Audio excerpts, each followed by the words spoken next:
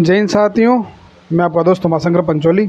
स्वागत है आप सबका साहित्य शिखर क्लासेस के यूट्यूब चैनल पर। कैसे चल रही है आप सबकी तैयारी? आशा करता हूँ कि आपकी तैयारी अच्छी चल रही होगी और आप रेगुलर मेहनत कर रहे होंगे निरंतर, साथ के साथ नोट्स बना रहे होंगे और आप स्वस्थ होंगे, निरोगी होंगे। आप सबको पता है कि हमारी जो क्लास चल रही है हिंदी साहित्य के इतिहास को लेके, उसमें हम अब तक बात कर चुके हैं साहित्य इतिहास लेखन परंपरा, आदिकाल की विशेषताओं, आदिकाल की प्रवृत्तियों और सिद्ध साहित्य के बारे में, उनकी विशेषताएं, सिद्ध साहित्य के कवियों के बारे में और सिद्ध साहित्य संबंधी महत्वपूर्ण तथ्यों के बारे में। आज हम बात करेंगे नाथ साहित्य के बारे में। तो चलिए क्लास शुरू करते हैं। साथ के साथ नोट्स बनाते रहिए और रिविजन करते रहिए। जो लाइव सेशन रखा था पिछली बार शनिवार रविवार को, आपका जो है ना वो शानदार वो रहा। अब ये कि आप हर बार जो है शनिवार रविवार को शाम को 4 बजे लाइव जुड़ना ना भूलें। शाम को 4 बजे ज़्यादा से ज़्यादा संख्या में लाइव जुड़े, जिससे क्या होता है कि आप सबको पता है कि परिचय हो जाता है और एक प्रश्नोत्तरी के माध्यम से पूरा जो सप्ताह भर जो पढ़ते हैं उसका रिविजन हो जाता है। तो बात करते हैं नाथ साहित्य। नाथ साहित्य, नाथ साहित्य, नाथ साहित्य। बात करें नाथ साहित्य की तो समय के बारे में बात करते हैं। इसका समय क्या है? समय है 10वीं से 13वीं सदी। 10वीं से 13वीं सदी, 10वीं से 13वीं सदी तक का इनका समय माना जाता है नाथ साहित्य का। ठीक है। बात करें नाथ साहित्य की तो भगवान शिव के जो उपासक थे, नाथों के द्वारा जो साहित्य रचा गया वह नाथ साहित्य कहलाया। बात करें भगवान शिव के उपासकों, भगवान शिव के उपासक कौन थे? वो भगवान शिव के उपासक, भगवान शिव के उपासक नाथों द्वारा, नाथ है ना, भगवान शिव के उपासक नाथों द्वारा जो साहित्य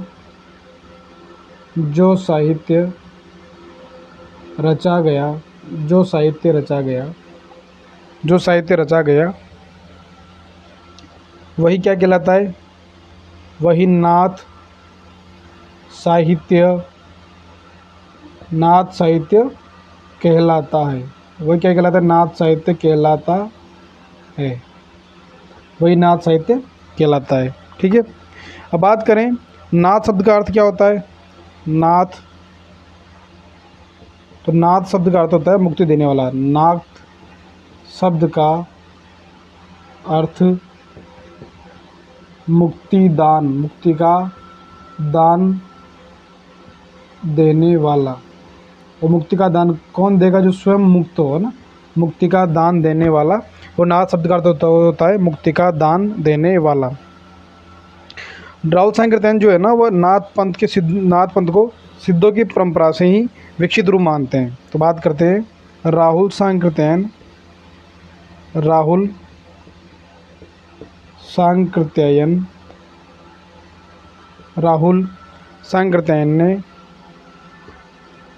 नाथ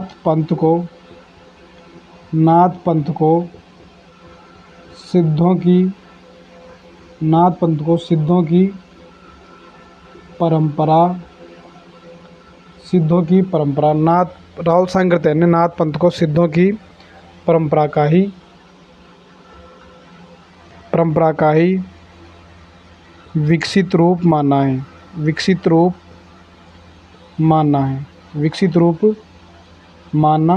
है। किसने माना है? राहुल सांकृत्यायन ने नाथ पंथ को सिद्धों की परंपरा का विकसित रूप माना है। बात करते हैं नाथ पंथ के प्रवर्तक,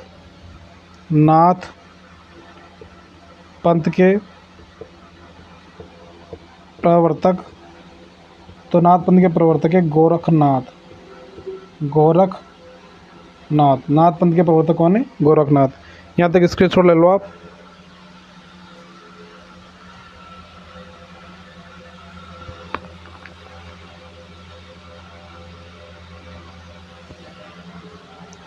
ठीक है। तो नाथ साहित्य के बारे में बात करें, समय हो गया 10वीं से 13वीं सदी तक।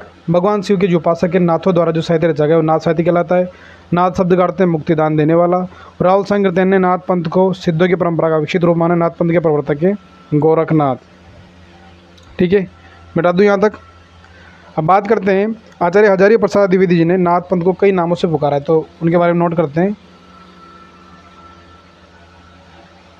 आप लोगों का बहुत ये कमेंट आता है, क्योंकि जो पुराने साथी उनको तो पता ही है, फिर भी जो नए साथी जुड़ते हैं उनका ये कमेंट आता है कि सर आप जो ये कोर्स करवा रहे हैं या जो निःशुल्क करवा रहे हैं यूट्यूब पर, ये पूरा कोर्स करवाएंगे क्या? ये कमेंट बहुत आता है। तो मैंने आप सबको बता रखा है कि हाँ, ये जो पूरा कोर्स है वो निःशुल्क जो है वो यूट्यूब पर करवाएंगे, लेक्चरर का और सेकंड ग्रेड का।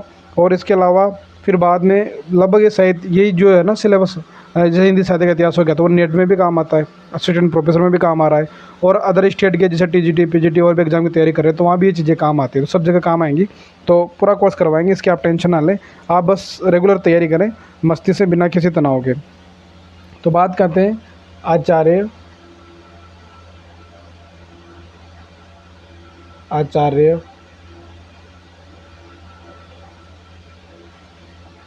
आचार्य हजारी प्रसाद द्विवेदी, रुको एक मिनट, आचार्य हजारी प्रसाद द्विवेदी ने आचार्य हजारी प्रसाद द्विवेदी ने नाथ पंथ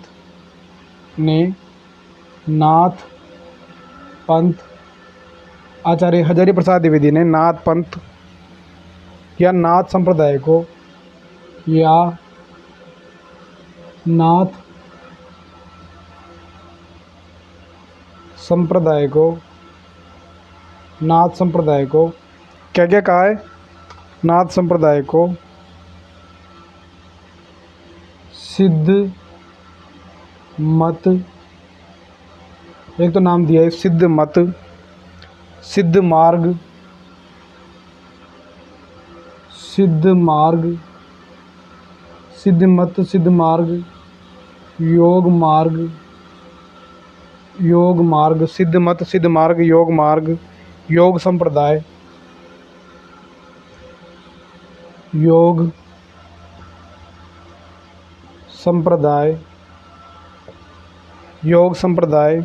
अवधूत मत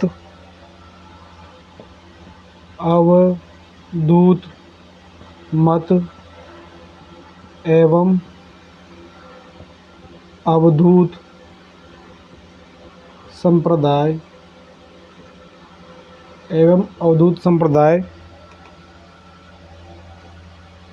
के नाम से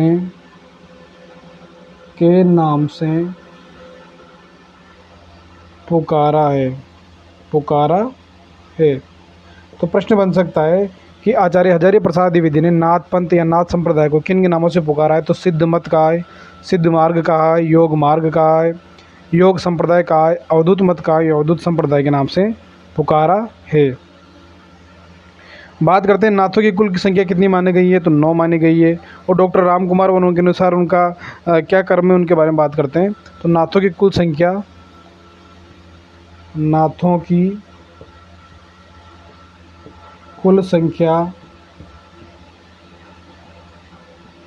9 है। नाथों की कुल संख्या कितनी है? 9 है ना। डॉक्टर राम कुमार वर्मा के अनुसार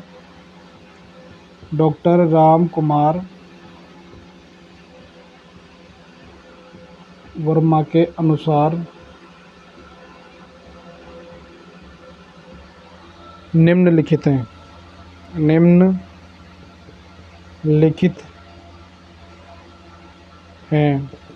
डॉक्टर राम कुमार वर्मा के अनुसार जो है वह 9 सिद्ध कौन कौन से हैं, 9 नाथ कौन कौन से हैं?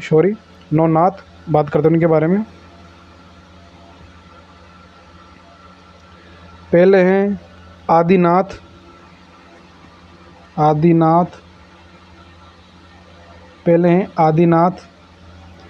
मत्स्येंद्रनाथ, आदिनाथ, मत्स्येंद्रनाथ, आदिनाथ,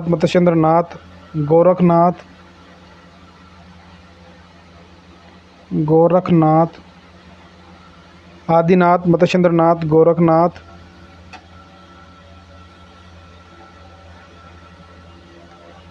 बात करते हैं अगले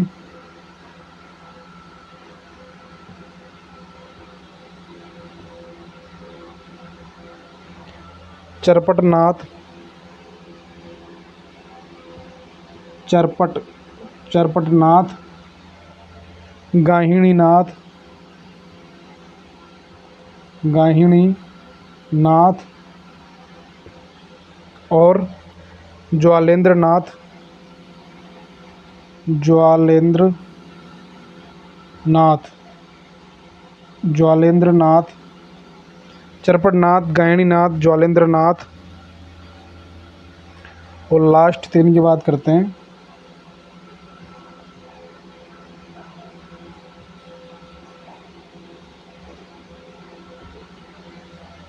चौरंगीनाथ,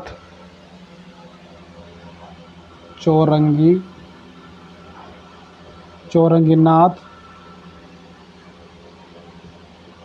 भर्तहरिनाथ, चौरंगीनाथ, भर्तहरिनाथ, गोपीचंद नाथ, गोपीचंद नाथ। डॉक्टर रामकुमार वर्मा के अनुसार 9 नाथ ये है। ठीक है, स्क्रीनशॉट ले लो आप।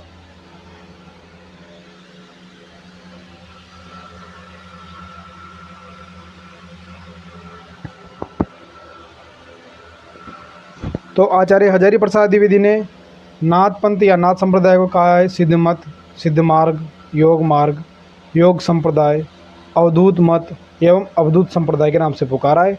और नाथों की कुल संख्या है 9, जिनमें डॉक्टर रामकुमार वर्मा के अनुसार जो है वो है आदिनाथ, भगवान शिव कहा जाता है जिन्हें, मत्स्येंद्र नाथ, गोरखनाथ, चरपटनाथ, गहिनीनाथ, ज्वालेंद्रनाथ, चौरंगीनाथ, भर्तरीनाथ और गोपीचंद नाथ। ये नाथ 9 नाथों की संख्या और 9 नाथों के नाम लिख लिया आप सभी ने। स्क्रीनशॉट ले लो या फिर लिख रहे हो तो लिख लो, बाद में क्लास को दोबारा देख के लिख लेना है ना। ठीक है, आगे चलें। देखो, जो ईमानदारी से जो मेहनत करता है ना, उसका परिणाम सकारात्मक उसको ज़रूर मिलता है। अब अगर आप अभी जो मेहनत कर रहे हैं तो ये मान के चलें कि आपका सिलेक्शन होना तय है। बस ये कि छोटा नहीं है, बहुत सारे अभ्यर्थी ऐसे होंगे जो अभी तो चलो ठीक है बड़े उत्साह से तैयारी स्टार्ट कर रहे हैं, पर हो सकता है मान लो अगर वैकेंसी थोड़ी लेट हो जाए या फिर कोई और प्रॉब्लम आ जाए तो बीच में कई ऐसे होते हैं कि छोड़ देते हैं कि ठीक है, मान लो कई जिनकी एज ज़्यादा है और जिनको पैसों की ज़रूरत है, फैमिली बैकग्राउंड ऐसा नहीं है कि फैमिली सपोर्ट नहीं मिल रहा है, फिर वो काम भी करने लग जाते हैं, जॉब भी करने लग जाते हैं, भाई वैकेंसी तो लेट आएगी। तो देखो 1 साल है ना, खुद को दे दो, पूरा 1 साल खुद को पे कर लो और ये सोच लो कि मुझे 1 साल अच्छे से तैयारी करके मुझे तैयारी करनी है, ना मुझे कोई काम करना है ना कोई जॉब करनी है। 1 साल भले किसी से आप मिलने वाले से पैसे ले लो और अपनी तैयारी जारी करो, तैयारी रखो बस 1 साल तक। 1 साल खुद को दो 8 से 10 घंटे। उसके बाद इस 1 साल के अंदर आपकी वैकेंसी भी आ जाएगी, इस 1 साल के अंदर आपका एग्ज़ाम भी होने की पूरी संभावना है। तो बस 1 साल खुद को दे दो, बाकी फिर आपकी ज़िंदगी है ना, जो जो आपका जो सपना है वो ड्रीम कंप्लीट हो जाएगा।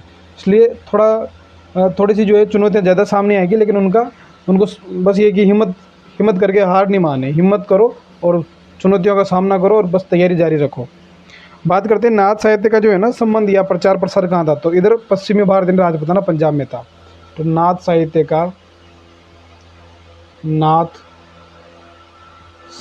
का संबंध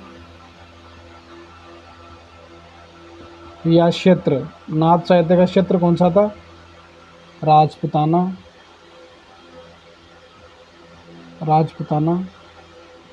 प्लस पंजाब, ये वाला क्षेत्र नाथों का था। ठीक है ना, राजपूताना और पंजाब। और सिद्धों का आपको पता ही है, पूर्वी भारत बिहार से लेकर आसाम तक सिद्धों का क्षेत्र था पूर्वी भारत, और पश्चिमी जो भारत था राजपूताना पंजाब नाथ साहित्य का क्षेत्र था। अब बात कर लेते हैं रामचंद्र शुक्ल के अनुसार भी जो 9 नाथ उन्होंने क्या क्या बताया, उनके नाम भी बात कर लेते हैं। तो रामचंद्र शुक्ल के अनुसार 9 नाथों की संख्या, तो 9 नाथ कौन कौन से? रामचंद्र आचार्य रामचंद्र शुक्ल के अनुसार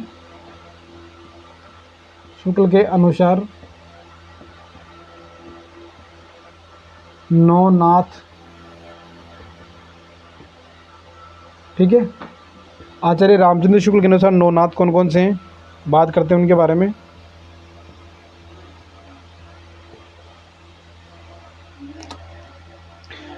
पहले हैं जलंधर नाथ, आगे पीछे नाम हो सकता है ना, आगे पीछे हो सकते हैं नाम।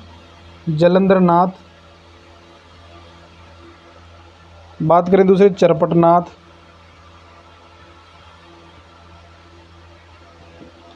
जलंधर नाथ, चरपटनाथ, जड़भरत नाथ,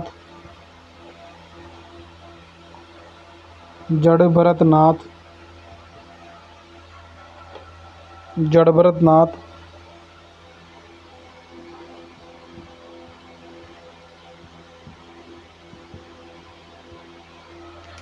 उसके बाद बात करते हैं सत्यनाथ।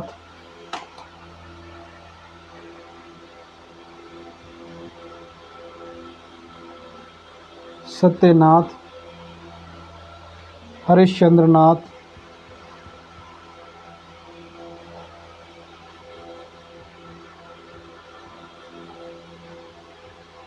सत्यनाथ, हरिश्चंद्र नाथ और नागार्जुन।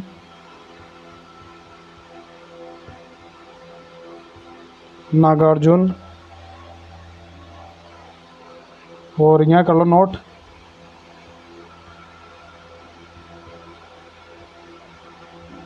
और लास्ट में मलयार्जुन।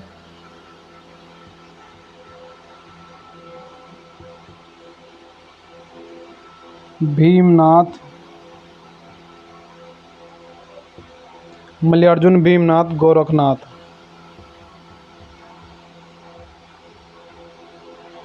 ये है आचार्य रामचंद्र शुक्ल के अनुसार 9 नाथ। स्क्रीनशॉट ले लो आप।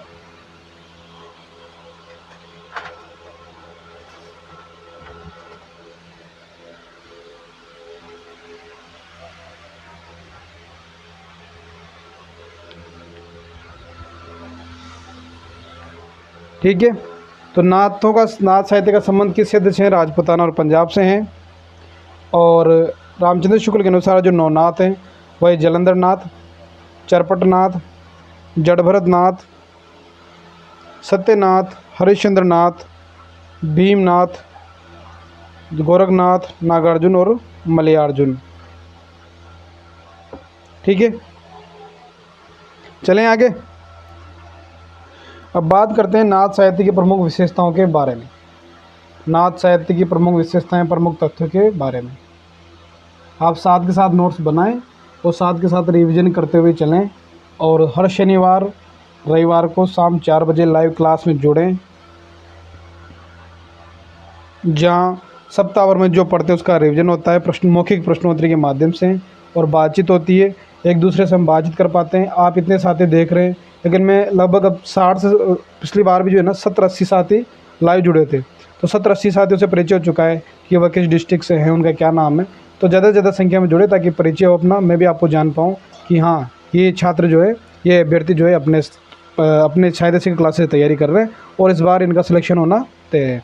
ठीक है, बात करते हैं नाथ साहित्य की विशेषताओं के बारे में। नाथ साहित्य की प्रमुख विशेषताएं। नाथ साहित्य की प्रमुख विशेषताएं। नाथ साहित्य की प्रमुख विशेषताएं। नाथ साहित्य की प्रमुख विशेषताएं।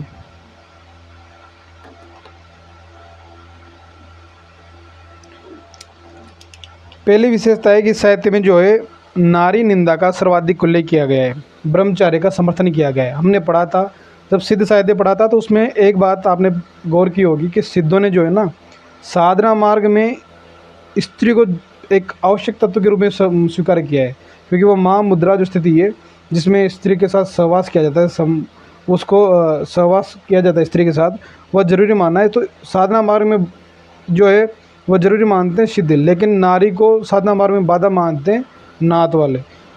ठीक है, तो पहली बात है कि नारी निंदा की है नाथों ने, ना इस साहित्य में। पहला तथ्य है।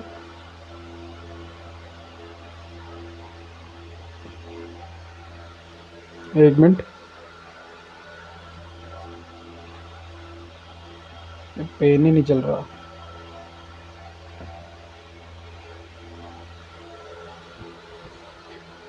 इस साहित्य में जो है नारी निंदा का सर्वाधिक उल्लेख है और ब्रह्मचार्य का समर्थन है।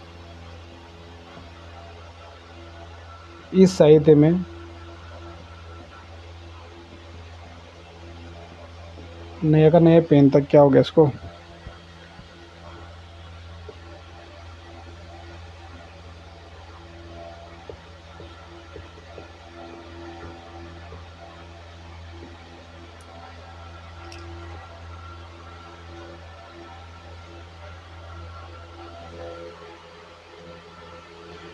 तो लिखो इस साहित्य में, इस साहित्य में, इस साहित्य में नारी निंदा का, नारी निंदा का सर्वाधिक, इस साहित्य में नारी निंदा का सर्वाधिक उल्लेख किया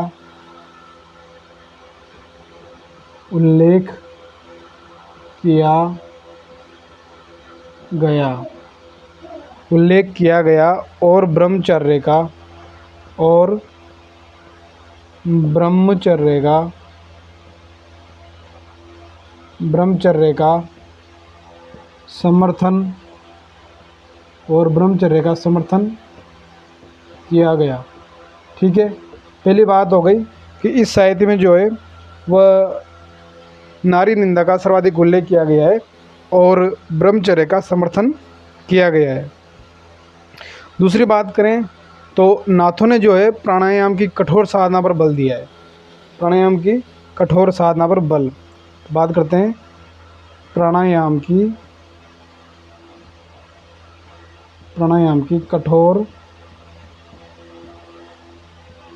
साधना पर बल।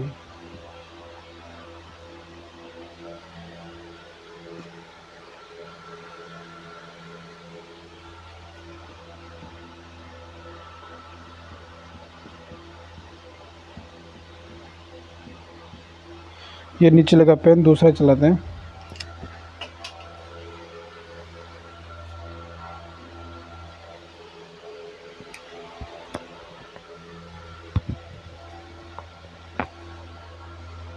एक मिनट। तो प्राणायाम की कठोर साधना पर बल, साधना पर बल। ठीक है, तो नाथ साहित्य प्राणायाम की कठोर साधना पर बल देता है। बात करें अगले तथ्य की, तो इसमें जो है मनोविकारों की निंदा की गई है। इसमें मनोविकारों की निंदा, मनोविकारों की निंदा की गई है, मनोविकारों की निंदा की गई है। ठीक है, बात करें कि नाथ साहित्य में शिव की उपासना की जाती है, तो इसमें शिव दर्शन का स्पष्ट प्रभाव देखा जा सकता है। तो नाथ साहित्य पर, नाथ साहित्य पर शिव दर्शन का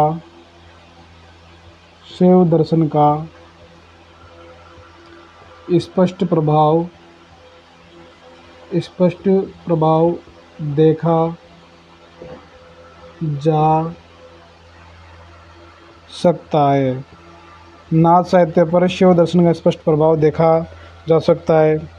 बात करते हैं, इन्होंने गुरु को विशेष महत्व दिया है, सिद्धों ने भी गुरु को विशेष महत्व दिया है, तो दोनों में कॉमन है, इस साहित्य में गुरु को विशेष महत्व प्रदान किया गया है। इस साहित्य में गुरु को विशेष महत्व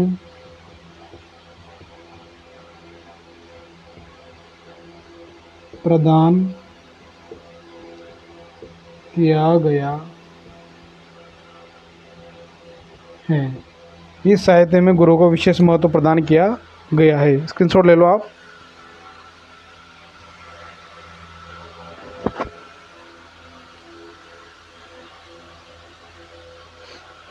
तो नाथ साहित्य की विशेषताओं के बारे में बात करें तो पहली विशेषता है कि नारी निंदा का सर्वाधिक उल्लेख किया गया है और ब्रह्मचार्य का समर्थन किया गया है। प्राणायाम की कठोर साधना पर बल है, मनोविकारों की निंदा की गई है और शैव दर्शन का स्पष्ट प्रभाव देखा जा सकता है और इसमें साहित्य में गुरु को विशेष महत्व प्रदान किया गया है। ठीक है, बात करें आगे, स्क्रीनशॉट ले लिया होगा आपने।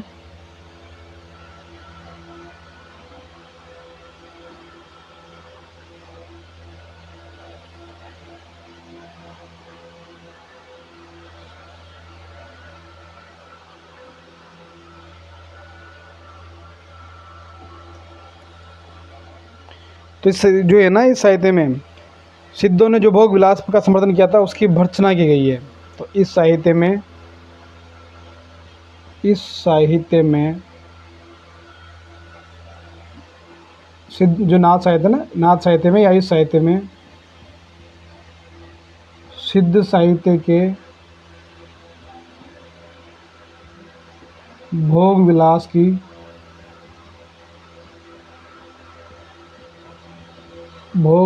की भर्त्सना की गई है।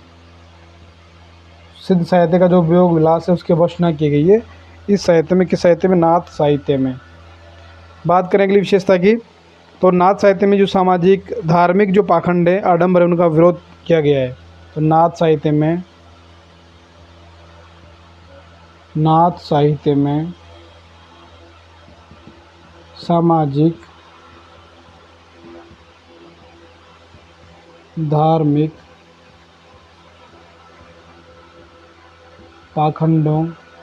सामाजिक धार्मिक पाखंडों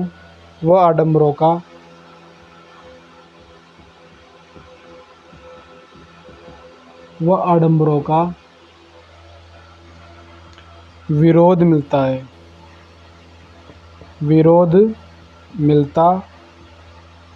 है।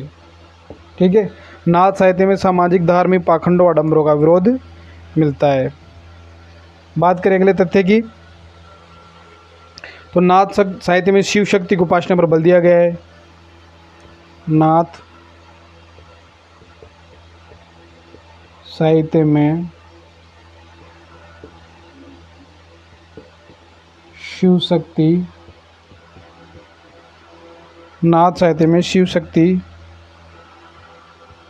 की उपासना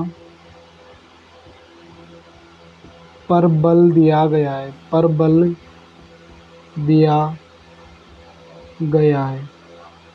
ठीक है, नाथ साहित्य में शिव शक्ति की उपासना पर बल दिया गया है।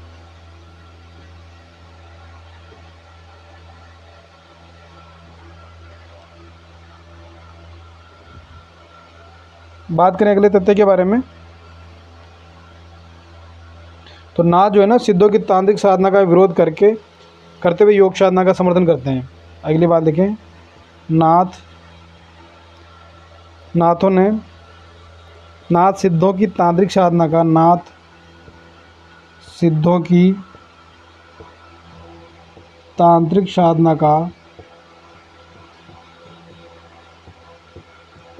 साधना का विरोध, नाथ जो है सिद्धों की तांत्रिक साधना का विरोध करते हुए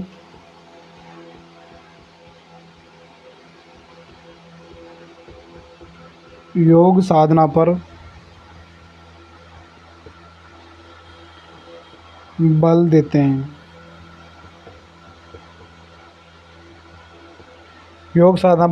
ना जो है सिद्धों की तांत्रिक साधना का विरोध करते हुए योग साधना पर बल देते हैं। स्क्रीनशॉट ले लो आप।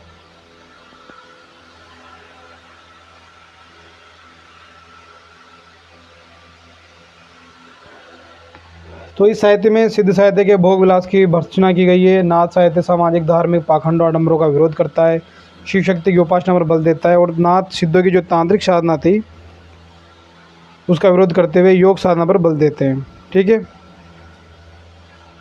बता दूं, बात करते हैं कुछ और विशेषताओं के बारे में।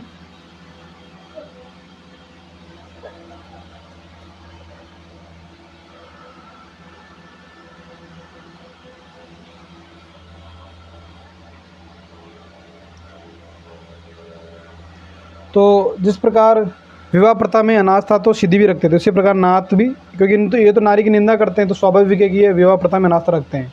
तो नाथ विवाह प्रथा, नाथ जो थे विवाह प्रथा ग्रस्त जीवन में अनास्था रखते थे। अनास्था, आस्था नहीं थी, अनास्था रखते थे। ग्रस्त जीवन में अनास्था रखते थे। बात करें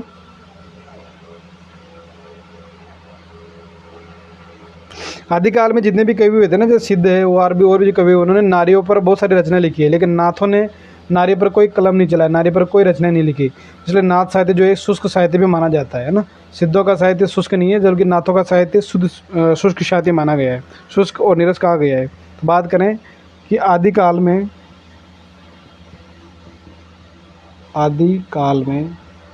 लगभग सभी कवियों ने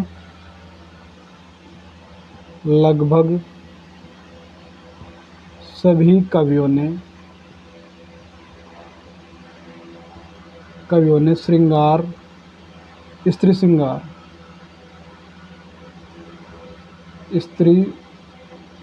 श्रृंगार, वेशभूषा, स्त्री श्रृंगार, वेशभूषा, प्रकृति आदि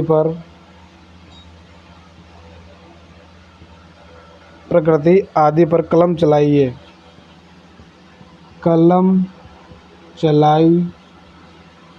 है, पर नाथों ने नहीं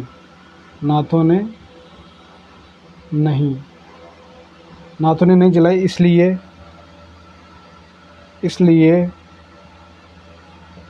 जो नाथ